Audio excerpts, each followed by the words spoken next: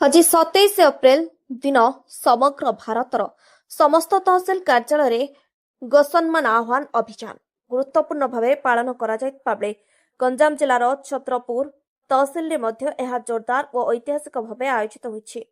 ସାଧୁସନ୍ଥମାନଙ୍କ ଆହ୍ୱାନ, ଗୋଭକ୍ତମାନଙ୍କ ଅଦମ୍ୟ ସହଯୋଗ ଓ ସମସ୍ତ ସନାତନ ହିନ୍ଦୁ ଭାଇବନ୍ଧୁମାନଙ୍କର ଏକତା ଏହି ଅଭିଯାନ ଏକ ବିଶାଳ ଜନ ଆନ୍ଦୋଳନର ରୂପ ନେଇଥିଲା।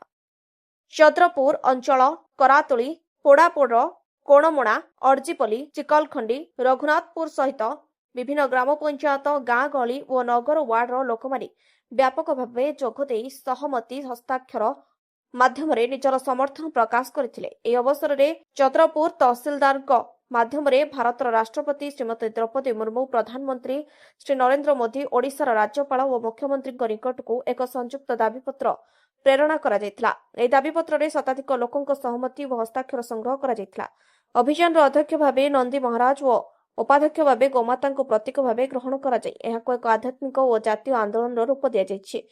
ଅଭିଯାନର ମୂଳ ଉଦ୍ଦେଶ୍ୟ ସମଗ୍ର ଭାରତରେ ଗୋମାତାଙ୍କୁ ରାଷ୍ଟ୍ରମାତା ଭାବେ ଘୋଷଣା କରିବା ସହ ଗୋବଂଶର ସୁରକ୍ଷାକୁ ଆଇନଗତ ଭାବେ ସୁନିଶ୍ଚିତ କରିବା। ଏହି ଅଭିଯାନ ମାଧ୍ୟମରେ ଦେଶବ୍ୟାପୀ ଭାବେ ଗୋମାତାଙ୍କ ସୁରକ୍ଷା ପ୍ରତି ଜନଜାଗରଣ ଓ ଏକତାର ନୂତନ ଅଧ୍ୟାୟ ଆରମ୍ଭ ହେବାର ଆଶା ବ୍ୟକ୍ତ କରାଯାଇଛି। ଛତ୍ରପୁରରୁ ରାମକୃଷ୍ଣ ରେଡ୍ଡୀଙ୍କ ରିପୋର୍ଟ, ସ୍ୱତନ୍ତ୍ର ଓଡ଼ିଶା ଲାଇଭ୍।